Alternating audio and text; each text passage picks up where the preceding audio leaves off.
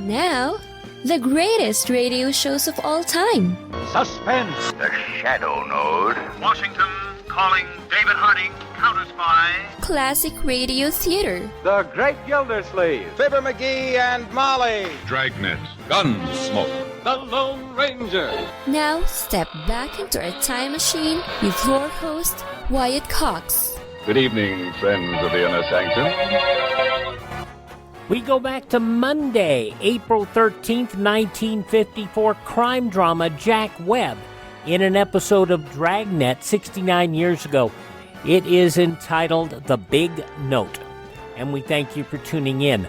On this Thursday, this is the 13th day of April, yes, Friday the 13th, came on a Thursday this month, the 103rd day of 2023, 262 days till we get to 2024. In Kemmert, Wyoming, on this date in 1902, a store opened by a fellow by the name of James C. Penney.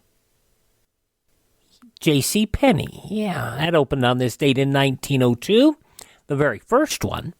Jefferson Memorial dedicated on this date in 1943 in Washington on the 200th anniversary of Thomas Jefferson's birth. 1964, Sidney Poitier won the Oscar for Best Actor. Winner is Sidney Poitier. Because it is a long journey to this moment, I am naturally indebted to countless numbers of people. For all of them, all I can say is a very special thank you. Poitier, a wonderful actor, and even if you want to just get down to the race moment, it was a breakthrough moment in race relations. Sidney Poitier winning the Best Actor Oscar for his performance in Lilies of the Field on this date in 1964. 1970, an oxygen tank aboard Apollo 13 exploded, putting the crew into deadly peril. Dane, we've got one more item for you when you get a chance. We'd like it to stir up your cryo tank. In addition, I have Shaft and Trunnion. Okay. For a look at the Comet Bennett if you need it. Stand by. Okay, Houston, we've had a problem here. And say again, please. Houston, we've had a problem. Main B bus undervolt. Roger, main B undervolt. Stand by, 13. We're looking at it. We had a pretty large bang associated with the caution and warning there. And as I recall, main B was the one that had a amp spike on it once before. Roger, Fred. The interim here, we're starting to go ahead and button up the tunnel again. It was discovered the normal supply of oxygen, electricity, light, and water had been disrupted. Landing mission aborted. The astronauts and controllers on Earth scrambled to come up with emergency procedures. The crippled spacecraft continued to the moon, circled it, and began a long, cold journey back to Earth. The explosion took place on this date in 1970. By the way, some people mistook some comments that I made about some of the space shuttle gear in later years having to have been procured from a number of places like eBay. And that was true in the later years because they were using components that were made in the 1970s. And in the later years, a lot of that gear wasn't available anymore, so they had to find it where they could. And some people say, well, read, learn. 1974, Western Union launched the first commercial geosynchronous communications satellite, Westar 1, on this date in 1974, in cooperation with, of course, NASA and Hughes Aircraft. 1983, Harold Washington elected as the first African-American mayor in Chicago's history. 2004, former FBI Director Louis Freeh testified before Congress that the FBI could have prevented 9/11 if they just had the tools. September 11th, had we had the right sources overseas or in the United States, could have been prevented. Former Attorney General Janet Reno also testifying rules that restricted intelligence sharing made tracking terrorists difficult. And in 2017, the U.S. dropped the largest ever non-nuclear weapon on Nangarhar province in Afghanistan. Passing away on this date in history, the man who starred in the Jolson story and Jolson Sings Again, Larry Parks, who admitted he was a communist. So, that kind of killed his career. Also, the father of the zip code, Postal Inspector Robert Moon, and the man who hosted on a lot of radio stations at night, Art Bell. This is the birth date of President Thomas Jefferson, businessman F.W. Woolworth, outlaw Butch Cassidy, the inventor of Scrabble, Alfred Mosher Butts, also Nobel Prize laureate writer Samuel Beckett, presidential candidate Harold Stassen, Howard Keel, the actor, singer, and president of the Screen Actors Guild, atheist activist Madalyn Murray O'Hair. We acknowledge her, but she would never acknowledge God. Go figure. Would you believe this was Don Adams' birthday? Born on this date in history. Remember him from the original Get Smart.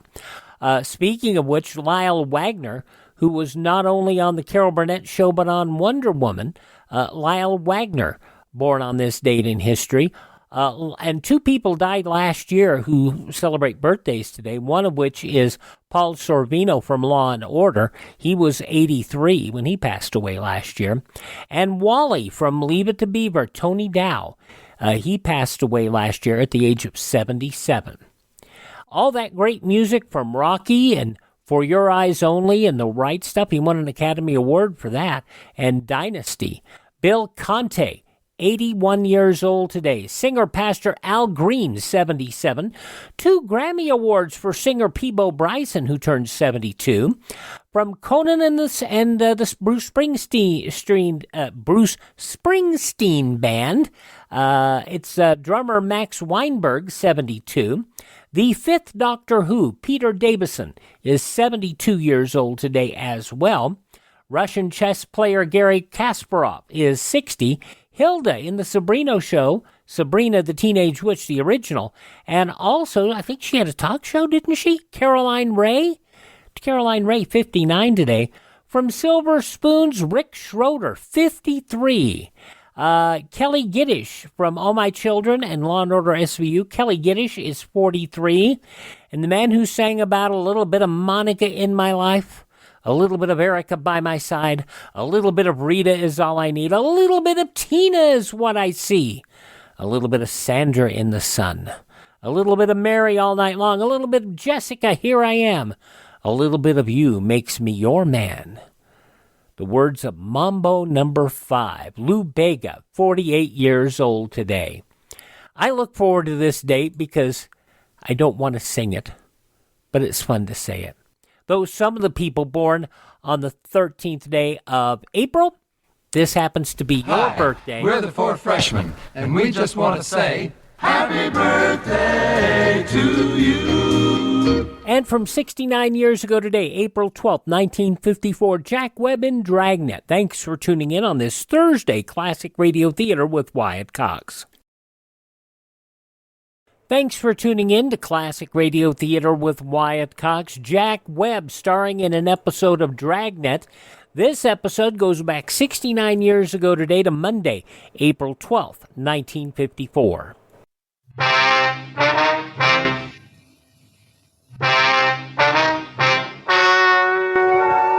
Ladies and gentlemen, the story you are about to hear is true.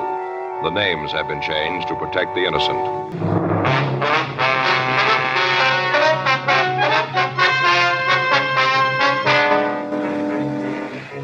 You're a detective sergeant. You're assigned a juvenile detail. You get a report of drug addiction within a group of teenagers. You don't know if the information is true. Your job, check it out.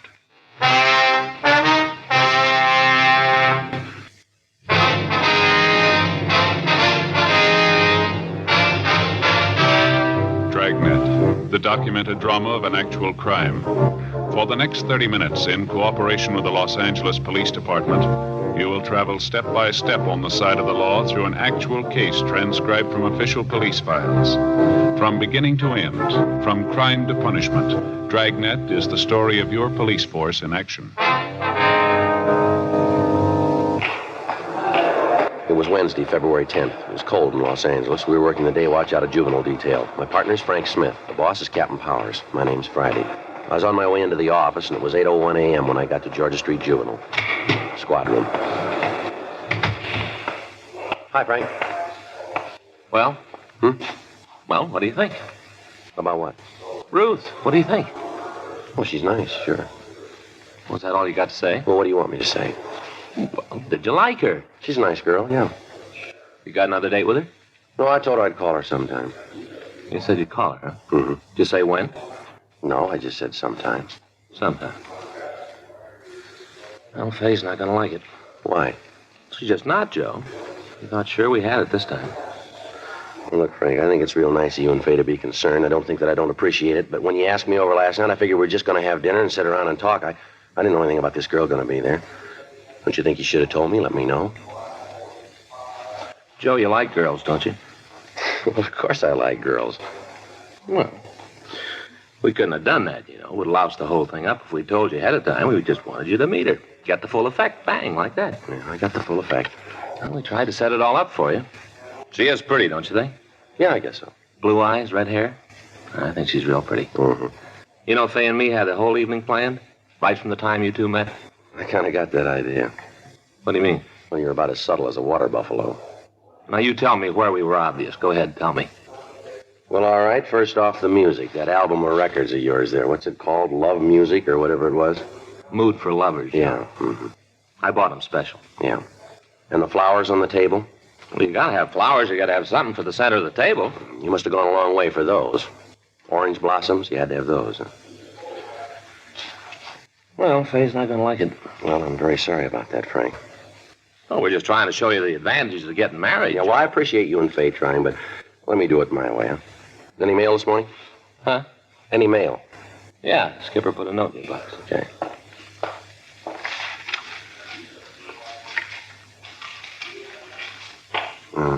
Tickets for the police show. You gotta sell tickets, huh? Yeah, so do you. Here's your book.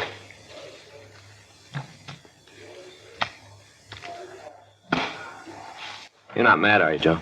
Oh, man, it's just that all the time people are trying to be helpful, you know. Well, I kind of hate to say it behind her back. Hmm? I say I hate to say it behind her back, but it was Faye's idea. I didn't have any part in it. Yeah. Faye's idea. Faye's idea. You sure you're not sore, huh? No, I told you I'm not mad. Sure? I'm sure, Frank, yeah. Mm-hmm. Oh, Ruth. What? Look, it wasn't the fact that she was a redhead, was it? Friday? Yeah. Yeah, Skipper says to run this down. Thanks, Ed.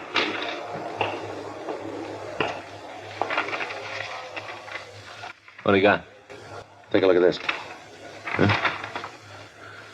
Dear sir, I have some information for you about a big dope ring. It's important I talk to you. I'll meet you at the streetcar stop at 7th and Broadway on the east side after 3:45 p.m. tomorrow afternoon, Wednesday. That's today, huh? Yeah, read the rest of it. I can't tell you my name now, but I'll be wearing a green skirt and a plaid sweater. I'll be standing right by the streetcar stop. What do you think? I don't know. No signature. You got anything in the envelope? No, it's postmarked L.A., addressed to Juvenile Division. No way of telling where it came from. Think it's from McCrae? Well, there's one place we can find out. Yeah. 7th and Broadway.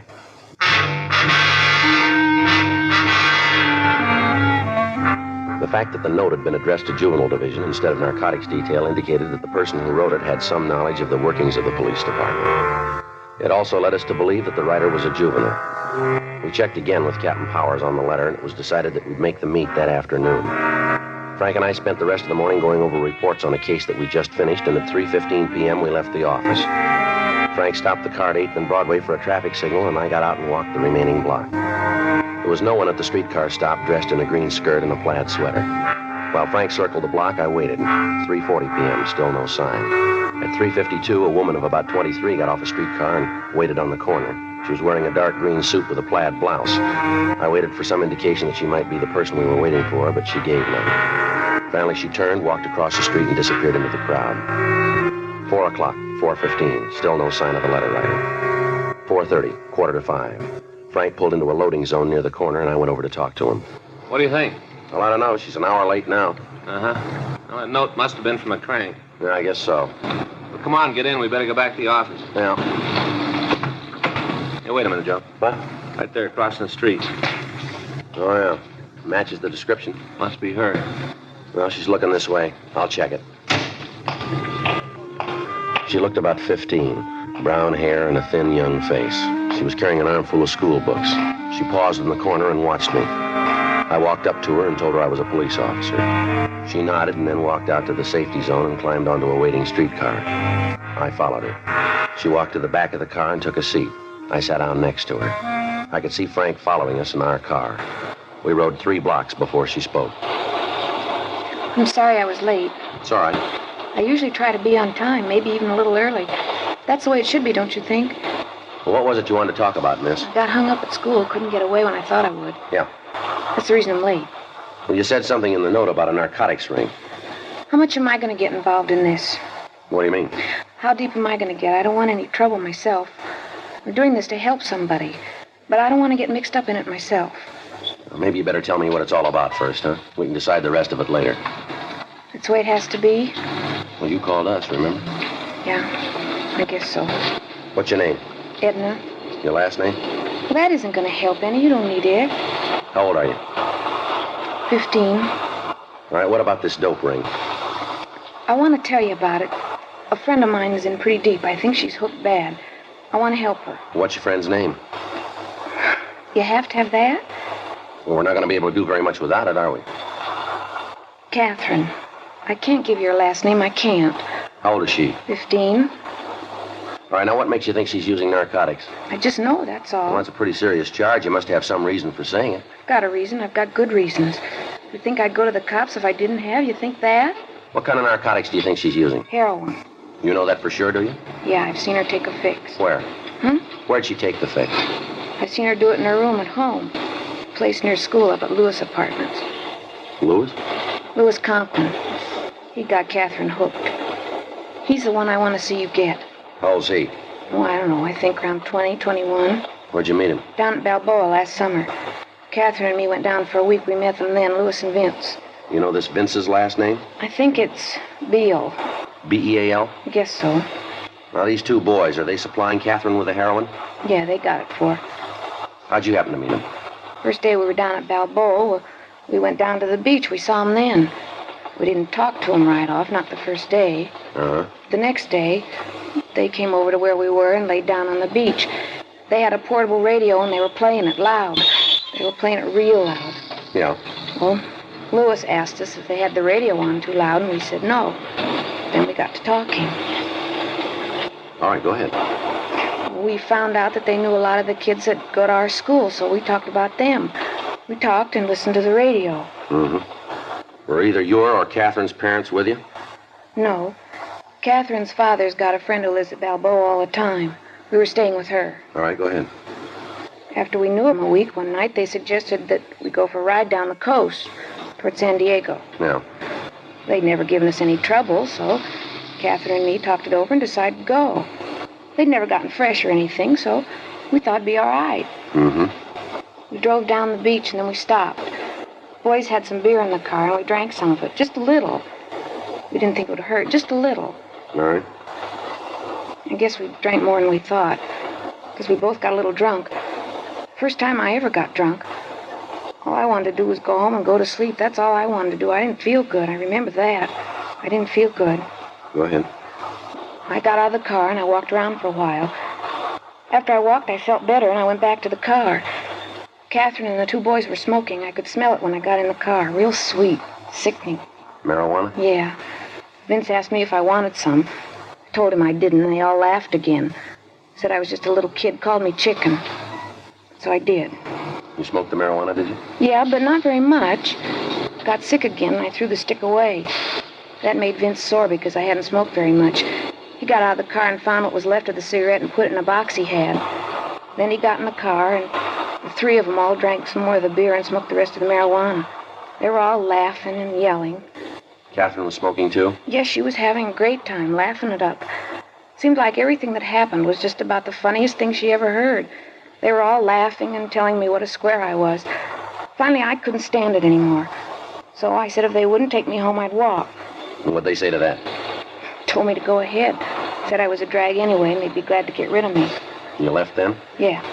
April 12, 1954, Dragnet on this Thursday Classic Radio Theater with Wyatt Cox. The news from 69 years ago today follows these messages from your favorite radio station.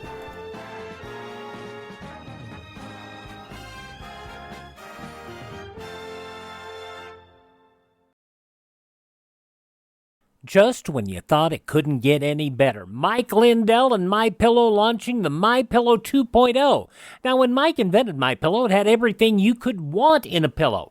Now, nearly 20 years later, he's discovered a new technology that makes MyPillow even better. Of course, the patented adjustable fill of the original MyPillow, but now with brand new fabric with a temperature-regulating thread, it's the softest, smoothest, and coolest pillow you'll ever own. Say goodbye to tossing and turning and flipping your pillow over in the middle of the night. And more great news on the MyPillow 2.0 buy one, get one free offer with my promo code Wyatt. MyPillow 2.0 is 100% made in the USA, 10-year warranty, 60-day money-back guarantee. Go to MyPillow.com, click on the radio podcast square to receive the MyPillow 2.0 buy one, get one free offer. Use my promo code Wyatt or call 1-800-928-4715.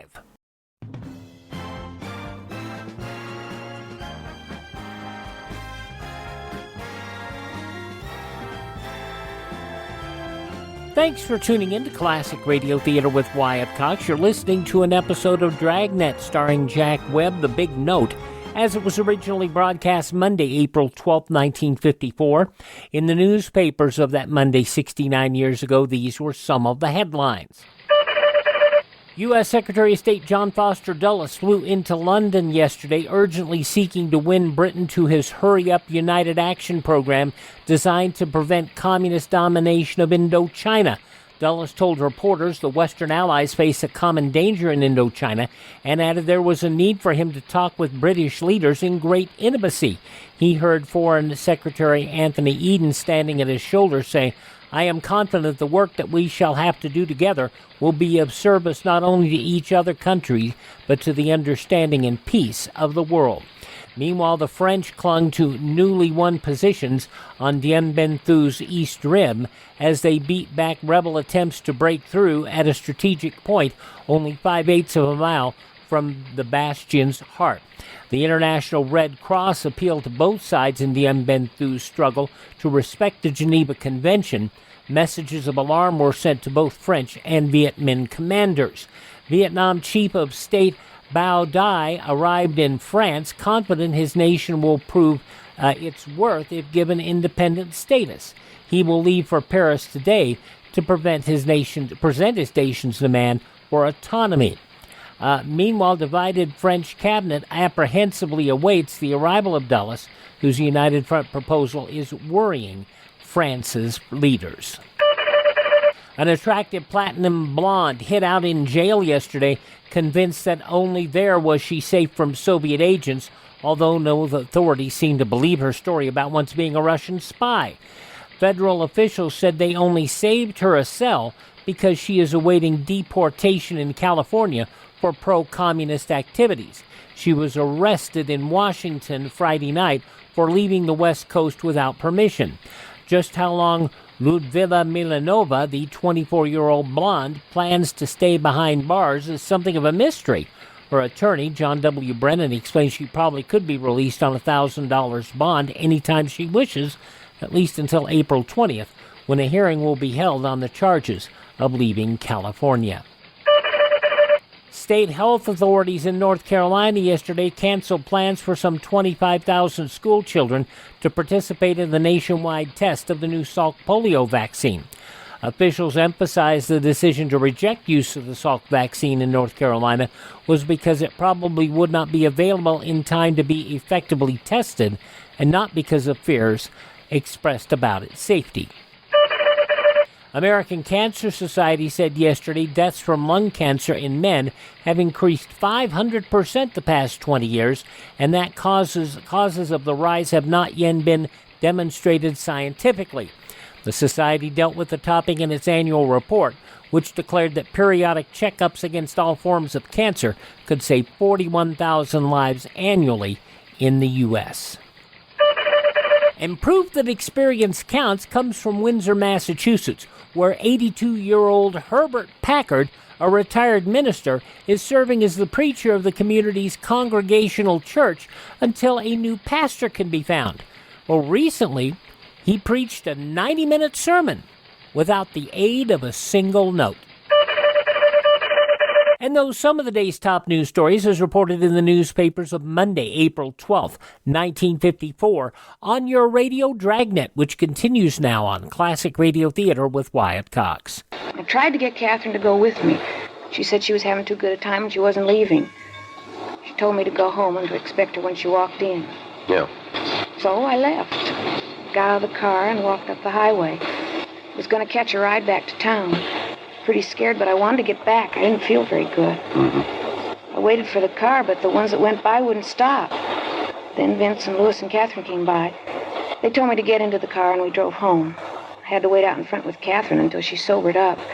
She said she was too drunk to go into the house. What time did you get home?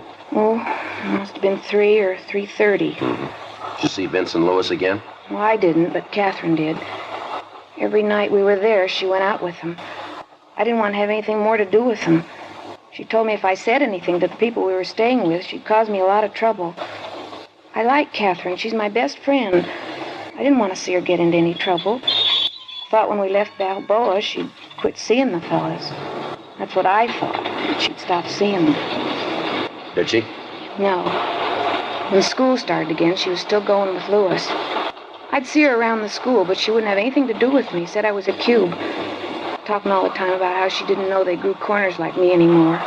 How'd you find out she was on heroin? One day I saw her take a pop. She was at her house, and I came over to talk to her. She was pretty sick, and she went into her room. I went in after her to see if I could help, and I saw her taking a fix. After that, I didn't see much of her. I guess she didn't want me around, knowing she was hooked. When was all this? About 2 months ago. I've seen her a couple of times since. She looks real bad. Her parents know anything about the narcotics? I don't know. There's just her father. I don't think he cares much. If he does, he's not doing anything about it. I'm just telling you all this so you'll get Louis and Vince. They're the ones who started her. They're seeing that she gets the H. You know where we can find them? Yeah. Louis has a little apartment over in the Westlake area. You know the address? No, but I can show you where it is. All right. I just want to see you get them. Get them good. She was my best friend. Now she won't have anything to do with me. Nothing. Well, maybe we can straighten it out. What do you want to do now? Well, first we better get off this streetcar. End of the line.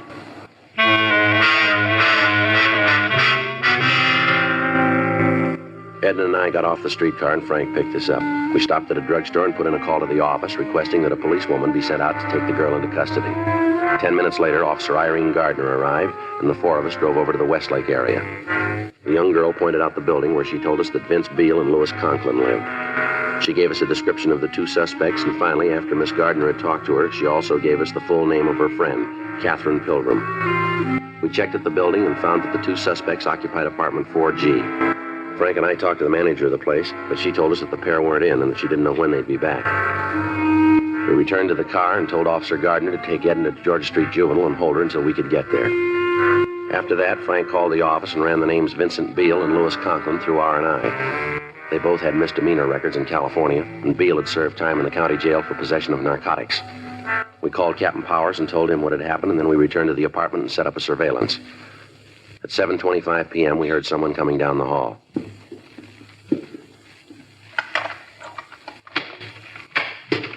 Don't worry about a thing, honey. It's all gonna be all right. I'm sick, Vince. Real sick. I know. I'll make a call, get you fixed up. Just calm down. All right, hold it right there, police officers. Hey, what are you doing in here? You got no right to break in like this. What's this all about? I gotta go, Vince. I got it. Hold it up, Miss Pilgrim. How do you know who I am? What are you going to do? Don't say anything, Kathy. Don't tell him nothing. Turn around, Bill. What for? What are you shoving me around? Turn around. For? Here, turn around. I'll shake him, Joe. All right. Stand You still. won't find nothing, cop. I'm clean. We call it nothing. Where's Conklin? You got it figured so good, you tell me. You better watch that mouth, kid. It's going to get you into trouble. You tell me all about it, cop. I got no problem. What are you taking us in on? What's the charge? Violation of the Narcotics Act and contributing. Yeah? You didn't find anything on me. You didn't find anything in the pad. You've been on the spike, cop, and you know it. Now, why don't you run along and I'll forget all about you being All right, here. let's go. Where are you taking us? Downtown. To jail? Juvenile hall. You going to call my father? That's right.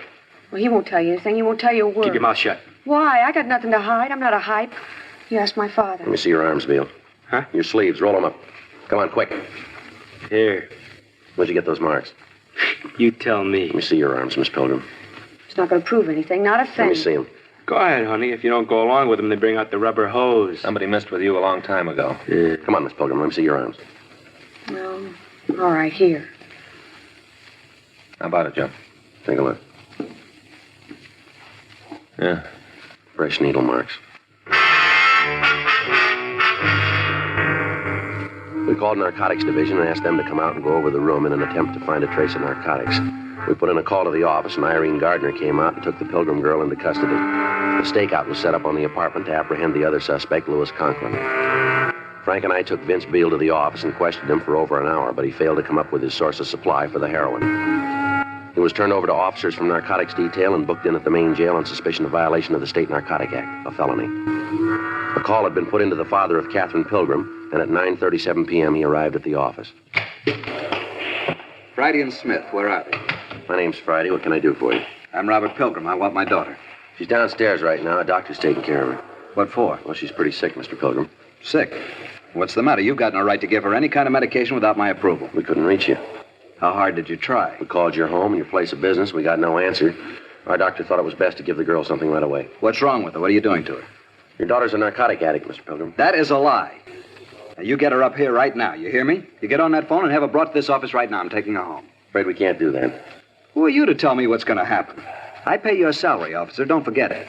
If you don't get on that phone and have my daughter brought up here right now, I'll make some calls and you'll be pounding the beat out in the Toolies. I've got a lot of friends in this town. And you've got a daughter who's hooked bad. Has she told you that? No, sir. But all the tests point that way. She's got needle marks all up and down her arm. Well, you better get out and find a lawyer fast because I'm going to pull that tin badge right off you. Is that so? You bet it is. How do I get a line? Dial 9.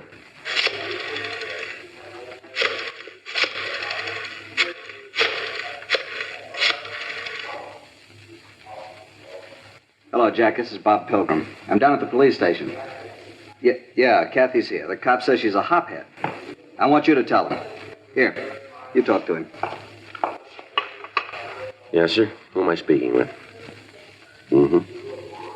Yes, sir. Yes, sir. Well, we did find hypodermic marks. I see. All right, sir. We'll be checking with you. Now you'll get my daughter? I'll have her sent right up. You want to come out in the hall, Frank? Yeah.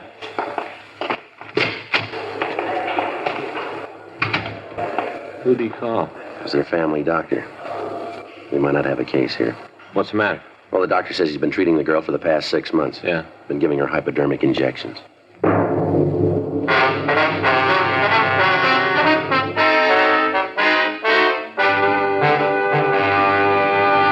You are listening to Dragnet, the authentic story of your police force in action.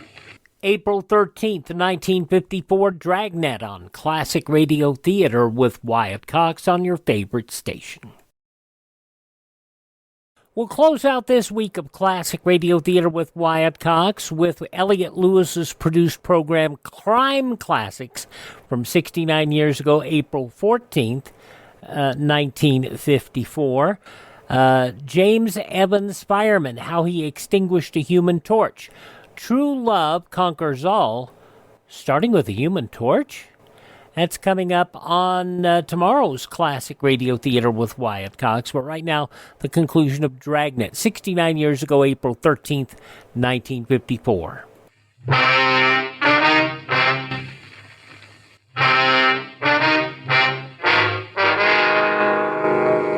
With the doctor's statement, there was nothing we could do but release the girl to her father pending further investigation. The parents of the teenager who'd written us the first letter came to the office, and she was released to them.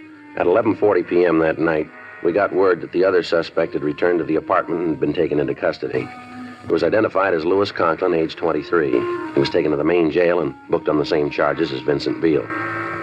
Their apartment was gone over, but no trace of narcotics was found. We questioned both suspects again, but they failed to cooperate with us. Frank and I checked out of the office and went home. The following morning, we drove out to see the doctor who had told me he was treating the Pilgrim girl. He said the girl was underweight and highly nervous, and that he had been giving her vitamin injections. He went on to say that he'd stopped treating her 5 months previous at her father's request, and that he had not seen the girl since then. February 11th, 10:24 a.m. We checked the car belonging to Vincent Beale. In the trunk, we found an expensive leather jacket. It looked too expensive to be worn by a man who had the reputation of never holding a job. We took the jacket over to the crime lab and had it checked. From a cleaning tag, we got the name of the cleaner who'd serviced the jacket. We contacted him, and he remembered the jacket as having been among several stolen from his store.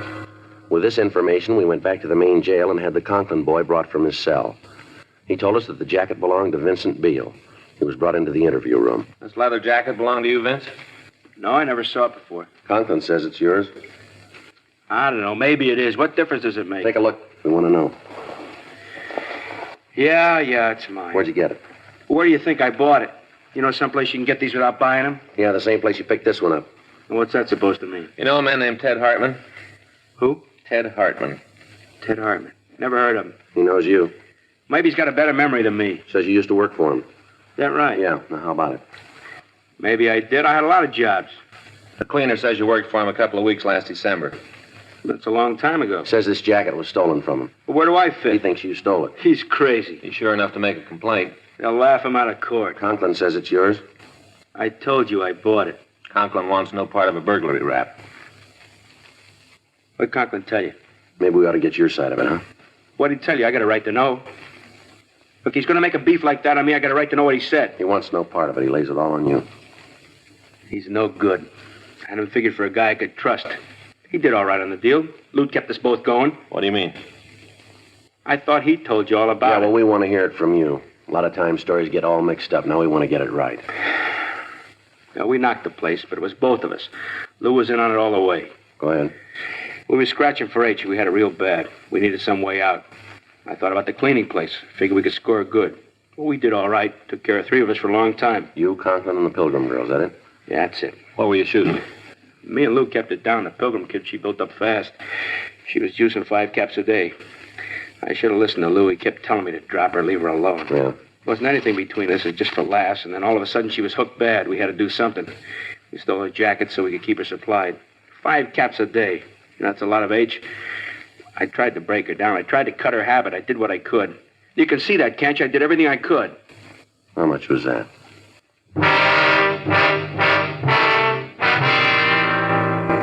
5:23 p.m. Frank and I, along with policewoman Irene Gardner, drove out to the Pilgrim residence. We went up to the front porch and rang the bell. Yeah? What do you want? I'd like to see your daughter. Hey, you get out of here. You get out of here right now. I've had enough of this shoving around from you. It's about time you learned your place. It might be better if we came in. Anything you got to say to me, you can say here. I don't want any cops in my house. You want to get your daughter? What for? We're going to have to take her down to juvenile hall. You guys just don't give up, do you?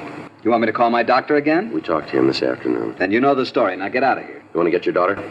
Look, I've got a gun inside. If you're still here when I come back, I'm going to Now, use... you listen to me, mister. You've been acting like a big man long enough. You can play the part of the outraged parent with your family, but don't try it with us. I'm not going to have you talk to me like that. Not much you can do about it. We got the boy who's been supplying your daughter with narcotics. It's pretty clear that this home isn't the place for her. She's a good girl. We didn't say she wasn't. Then why don't you leave her alone? You know better than that. Can do you boys some good downtown. I got a lot of friends. You're going to need them. All right, you want to make a case out of this? I'll fight you in every court in the country before I let you take my daughter away from me. Now, you just try it. Your daughter's a drug addict. She's sick. She's got to be straightened out. She needs help. Who are you to set yourself up as the jury? You got a fine girl in there. She got all the breaks except somebody who thinks enough of her to stand by her. There isn't anything she wants she doesn't have. What about the things she needed? You let her run all over the town by herself. She gets in trouble and you won't take the time to care for her. What about those 2 men who got her started? What are you going to do with them? They're guilty. If it hadn't been for those 2, this never would have happened. They'll be taken care of. You lay the blame any place you want, mister, but if you're honest, you'll keep it. What's going to happen to her? She'll be given medical attention. We'll do what we can. I can afford to take care of her. I've got the money. I'll hire the best people. I want her to have the best. Yeah. She's mine. I'm her father. I've got the right to take care of her. Yes, sir, that's right. Hmm? Why didn't you?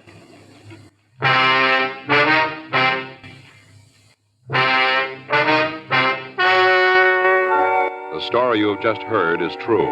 The names were changed to protect the innocent. On June 3rd, trial was held in Department 98, Superior Court of the State of California, in and for the County of Los Angeles. Vincent Norman Beale and Louis Shellman Conklin were tried and convicted of 1 count of burglary and additional charges of violation of the State Narcotic Act of felony and contributing to the delinquency of a minor. They received sentences as prescribed by law. Burglary is punishable by imprisonment for a period of not less than 5 years in the state prison. Katherine Pilgrim had a hearing in juvenile court and was made a ward of that court.